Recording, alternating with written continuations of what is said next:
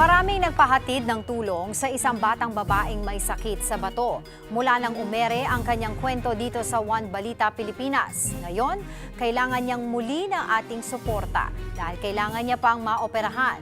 Para bigyan ng mukha ang balita, Mobile Journal, Yeda Pascual. Naaalala niyo pa ba ang isang batang babae mula Catarman, Northern Samar na namaga ang muka at lumubo ang tiyan dahil sa sakit sa bato? May munting kahilingan po ang kanyang ina. Nananawagan ng tulong ang isang ina sa Northern Samar. Ang kanyang anak kasi may malubhang sakit sa bato. February 2 ngayong taon ang manawagan sa One Balita Pilipinas si Eliza De Lorino para sa kanyang 6 na taong gulang na anak na si Althea.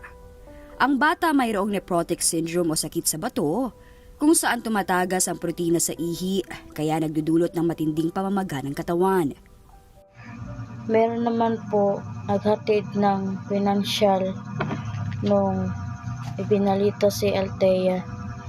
Marami naman pong tumulong kaya pinagbili po namin ng mga pangailangan niya tulad ng diaper, gatas, pagkain niya, mga prutas po at binili po namin ng mga gamot ang iba.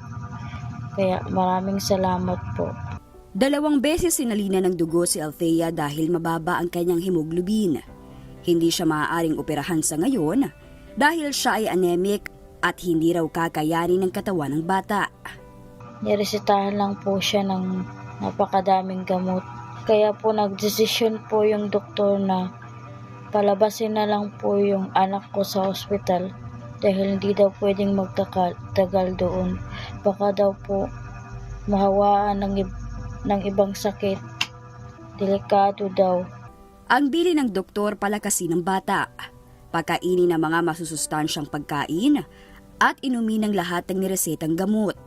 Delikado raw kasi sa lagay ni Althea kung hindi siya maaoperahan sa lalong madaling panahon. Madalas niyang indahin ang masakit na katawan at namamanas pa ang kanyang muka at mga paa.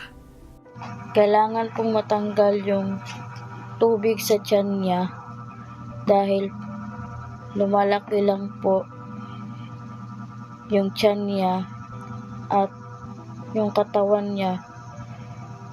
Nagmamanas po siya. Pag hindi po daw natanggal yung tubig sa tiyan niya, posible pong masira yung kidney niya at baka maging CKD. Baka daw ma-dialysis po siya, sabi ng doktor.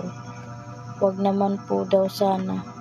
Hindi na kayang tumayo mag-isa ni Althea kaya lagi siyang binubuhat. Kung sino man po yung may mga mabubuting puso, sana po'y mapansin niyo po ang anak ko. Sana'y matulungan niyo po kami sa aming pangailangan.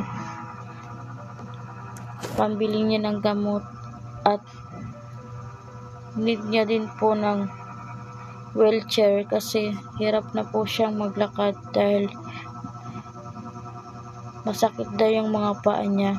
Hirap po siyang makatindig dahil sa sobrang manas at laki ng tiyan niya. Maraming salamat po. God bless you po. Mga kapatid, ako po si Mobile Journal Yeda Pascual.